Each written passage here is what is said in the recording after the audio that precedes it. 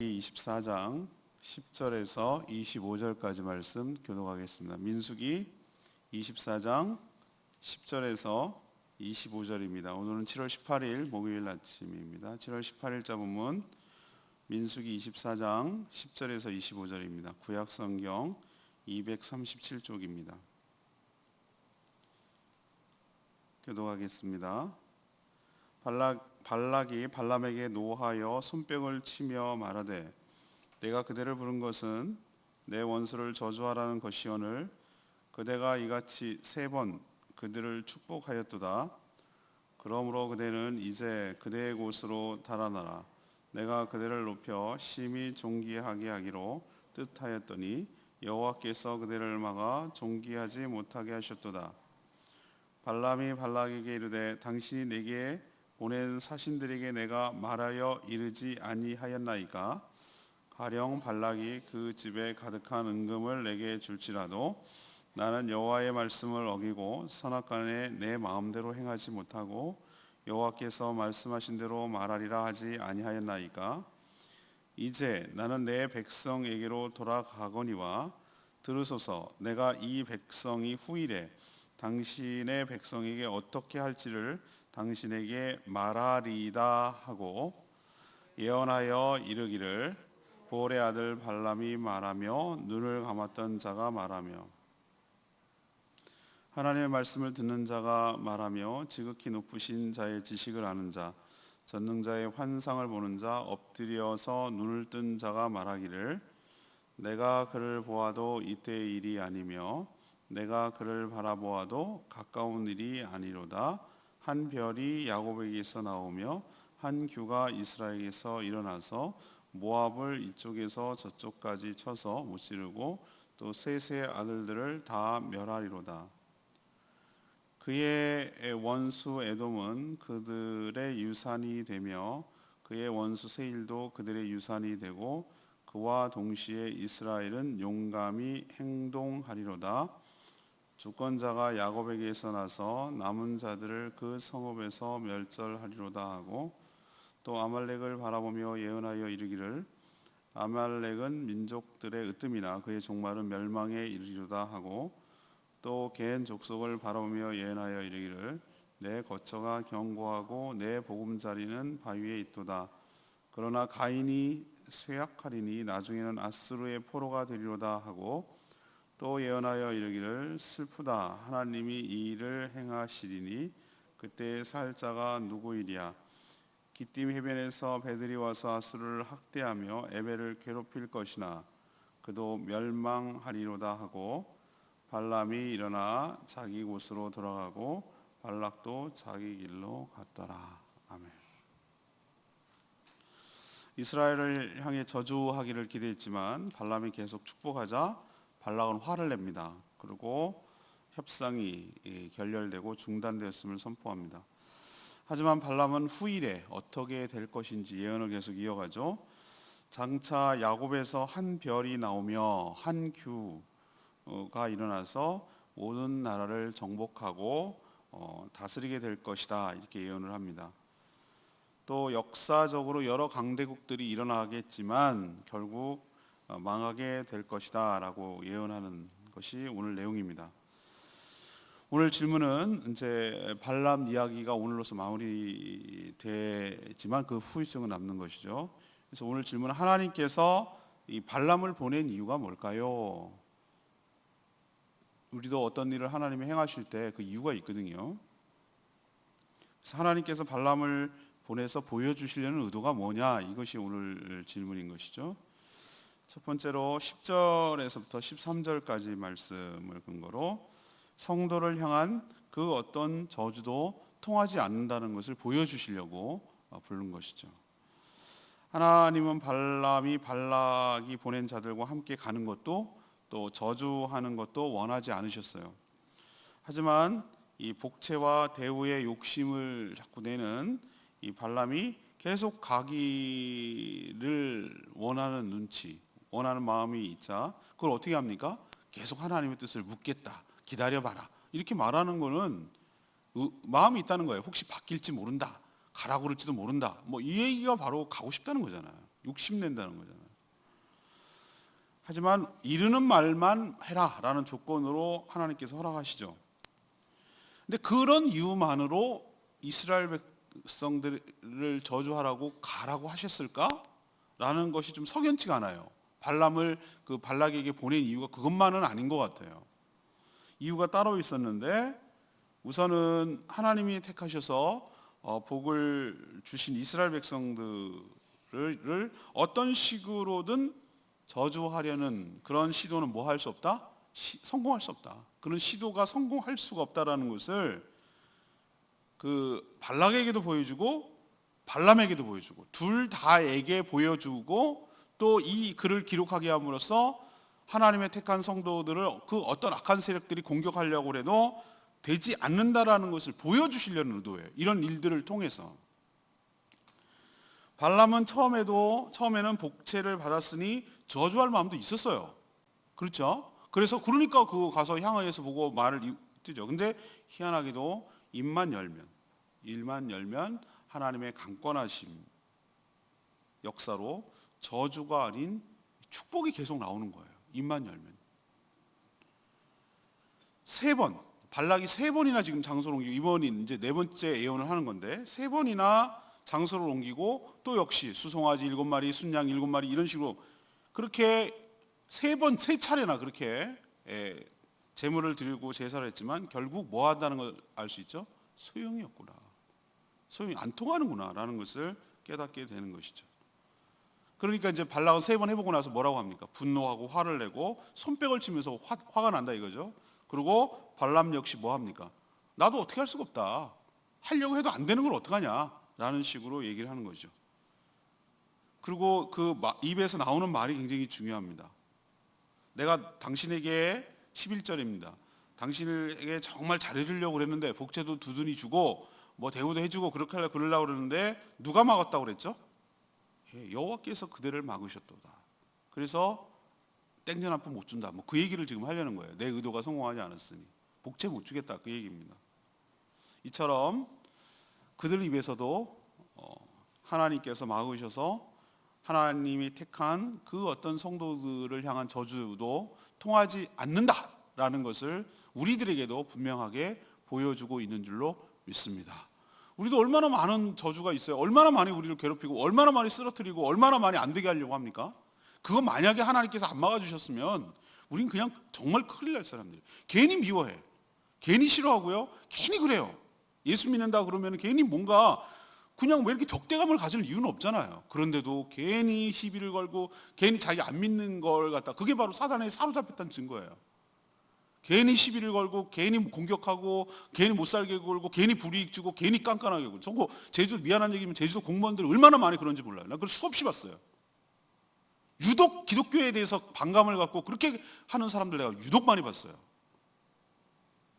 사례도 많이 있고요.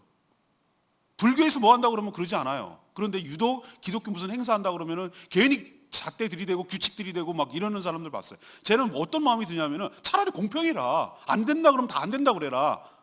근데 왜 이쪽은 되고 왜 이쪽은 안 되고 왜 기독교만 그렇게 불이익을 주는지 정말 전 이해를 못 하겠는데 말씀을 통해서 분명히 알아요. 사단은요, 교회가 세워지는 거, 기독교에서 주의 이름으로 행하는 모든 걸 싫어해요. 그렇지만 오늘 분명히 하나님께서 얘기합니다. 통하지 않아요. 그 저주가 통하지 않는다고. 하나님께서 막으시고 그들이 어떤 공격에도 어떤 저주에도 하나님께서 그들을 복 주시는 것을 철회할 리가 없는 것 기억하시기를 바랍니다. 두 번째 얘기는 14절에서 19절 말씀이에요. 장차 메시아를 통해서 하나님 나라가 세워진다는 것을 보여주려는 거예요. 발락과 발람의 협상은 결렬되고 그들의 계획은 무산되어서 각각 자기의 길로 이렇게 돌아서는 순간이에요. 돌아서는 순간. 각자 자기 길로 가라 라고, 빨리 가라. 도망치듯 가라고 그랬어요. 그런데 뭐라고 그랬습니까? 뭔가 미련이 남았는지 발람이 남아서 그 뒤에 얘기를 시키지도 않았는데 얘기를 해주는 거예요. 궁금하지도 않았는데. 이 14절에 그게 나와요. 나는 나한테 내 백성에게 돌아가지만 이 백성이 후일에 당신의 백성이 어떻게 할지 이 뒤가 궁금하지 않냐, 얘기를 해주겠다라고 얘기를 합니다. 그러니까 이스라엘 백성이 이 모압 백성에게 어떻게 할 것인지에 대해서 보여주는 거예요. 근데 놀랍게도 이 두 나라의 관계가 아니었어요. 이게 발람이 성령으로 충만해서 먼 훗날까지 예언하고 있다는 것을 하나님께서 보여주고 계시는 거예요. 특히 17절 야곱에게서, 야곱은 이스라엘을 상징하고요, 한 별이 나오고, 이스라엘 국기 아시죠? 그게 바로 다윗의 별이거든요. 한 별, 그 이스라엘 국기가 이렇게 삼각형 이렇게 되는 거예요. 그리고 이스라엘에게서 한 규가 나온다. 규는 뭐냐면 지휘관이 쓰고 있는 홀 같은 거예요. 지팡이 같은 지휘권, 명령권자를 상징해요. 나와가지고 주변 나라들을 어떻게 할 것이다? 무찌를 것이다. 오늘 표현하고 있잖아요. 무찌르고 다스릴 것이다. 한 별, 그리고 한 규. 이게 놀랍게도 성탄절에 사용하는 말이에요. 이 말씀이, 민수기의 말씀. 이스라엘 백성들은 이 인물을, 이건 지금 모세 시대 얘기잖아요. 1000년 뒤의 얘기입니다. 이 당시로만 해도 무슨 사람으로 생각했냐면 다윗으로 생각했어요. 이 예언이 다윗이다 라고 생각을 했어요. 근데 하나님은 더 멀리 보셨어요. 어디까지 보셨죠? 메시아까지 보신 거예요. 메시아까지. 심판과 통치는 무력에 의한 것이 아니었어요. 다윗의 후손으로 오셔서 온 세상을, 국경을 초월해서, 민족을 초월해서, 종족을 초월해서 복음을 전하는 거예요. 복음을. 예수 그리스도께서. 그 한 규, 한 홀, 한 별이 바로 예수 그리스도를 상징하는데, 그분이 복음을 전해서 그의 말씀과 능력으로 세상을 통치할 때가 온다는 거예요. 다스릴 때가 온다는 거예요. 그걸 지금 발람이 훗날이라고 얘기하면서 예언하고 있는 거예요. 자, 지금도 2000년이 뭐예요? 4000년이 흐른 지금에도 세상은 나라마다 뭘 정합니까? 국경을 정합니다. 그리고 힘으로 상대를 눌러서 자신들의 이득을 취하려고 하고 다스리려고 합니다. 강대국 보십시오. 자기 손아귀에 넣으려고 얼마나 합니까? 미국은 미국 편을 다 여기 들어가게 만들고, 중국은 중국 편대로 자기 편 끌어들이려고 하고, 자기 이익을 위해서. 저기 그만둔다고 나한테 붙어, 이쪽으로 붙어, 그래야 살 걸, 이렇게 협박하고. 우리나라가 딱 그런 꼴이잖아요. 그렇게 다스리지만, 군림하려 하지만, 놀랍게도 하나님은 그런 세상의 무력과 통치와 상관이 없이 그렇게 핍박을 하고 그렇게 못 살게 해도 국경을 넘어서서 어느 지역, 어느 민족, 어느 족속에게도 다 복음이 들어가는 거예요. 사람을 변화시키고 그 믿는 사람들을 통해서 하나님 나라가 통치되고 그리스도가 통치되는 것을, 통치하고 있는 것을 보여주잖아요. 그걸 하나님께서 이렇게 은유적으로 표현하고 있는 줄로 압니다. 이걸 보여주시려고 발람을 부득불, 그렇게 욕심꾸러기고 복채만 챙기려고 하는 이 발람을 거기까지 보낸 이유가 여기에 있다고. 이런 예언을 하나님께서 하시려고. 지금도 메시아를 통한 전 세계 전 열방의 족속들이 복음으로, 그리스도에 의한 통치로 하나님 나라가 세워져 가고 확장되어 가고 있음을 믿습니다. 이것이 바로 하나님이 보내주신 두 번째 이유예요.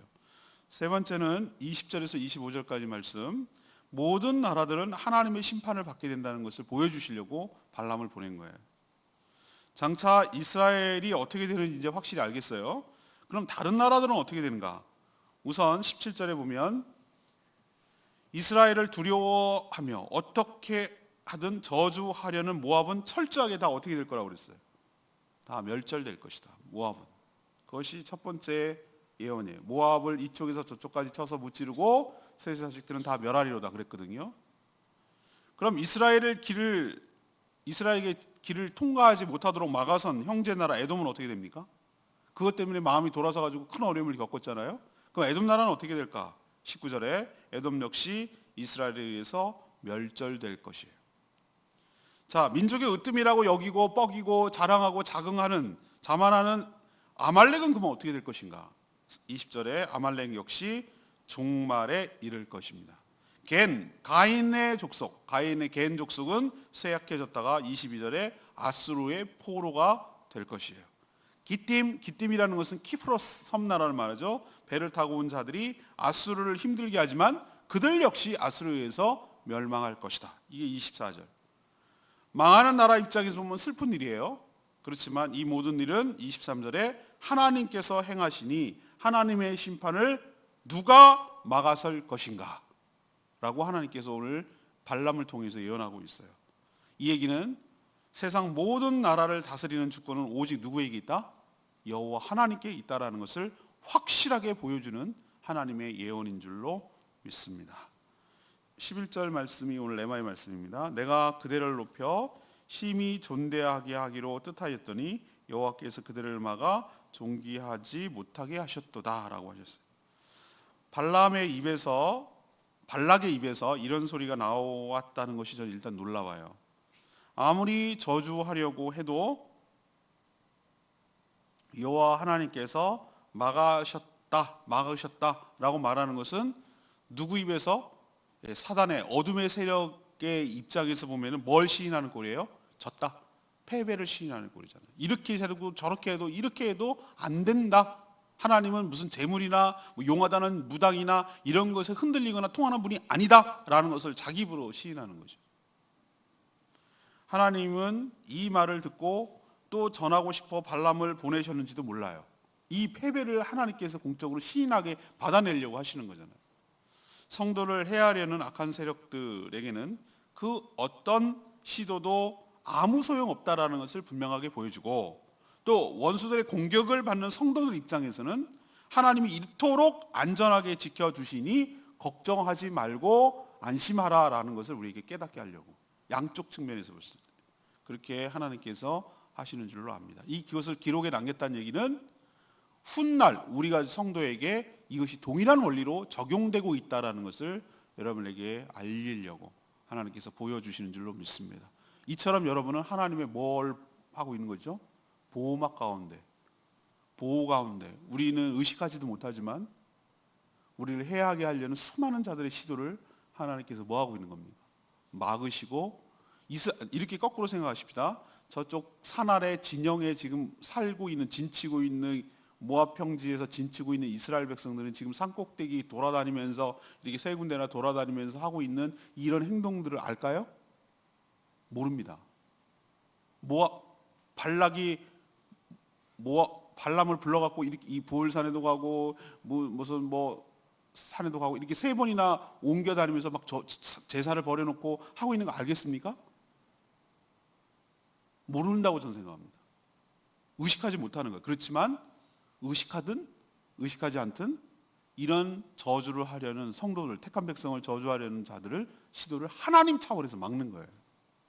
여러분도 그 사랑과 보호 속에 있음을 기억하시고 믿음으로 살아가는 저와 여러분 되기를 소망합니다. 오늘 질문이 뭐였죠? 하나님께서 발람을 왜 보냈냐고요? 그리고 왜 이걸 기록하게 했냐고요? 첫 번째는 방금 얘기했죠. 성도를 향한 어떤 저주도 통하지 않는다 라는 것을 드러내기 위해서 축복받음을. 두 번째는 장차 메시아 예수 그리스도를 통한 하나님의 나라가 건설될 것이다. 그 통치는 누구도 막을 수 없다.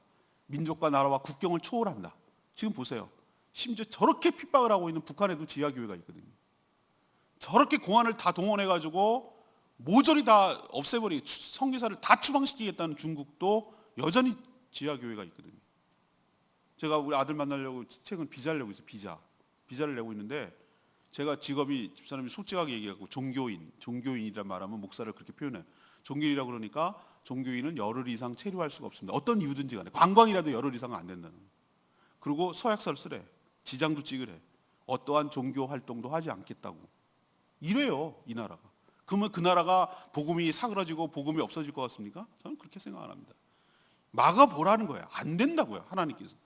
복음은 생명이 있게 끈질기게 계속해서 복음은 전파되고 주 예수 그리스도를 주라고 고백하는 성도들을 통하여 그 땅이 하나님의 그리스도의 통치가 계속 이어지게 될 줄로 믿습니다. 세 번째 얘기는 뭐예요? 그러면 그렇게 핍박하고 그렇게 강대하게 굴고 그렇게 세상을 지배하려고 하는 수많은 역사적으로 이야기들 나오잖아요. 키프로스 나오고 아말렉도 나오고 아수르도 나오고 모압도 나오고 쭉 나오잖아요. 그 나라는 다 어떻게 되는가? 흥망성쇠를 거치게 되겠지만 결국은 하나님에 의해서 심판받고 사라지게 될 것이다 라는 것을 우리에게 보여주고 있는 줄로 믿습니다. 세계 강대국 역사적으로 수없이 지나가겠지만 오직 여호와 하나님의 나라만 영원할 것인 줄로 믿습니다. 오늘 이 말씀 붙들고 기도하기 전에 660장 찬양집 660장 부르고 기도하겠습니다.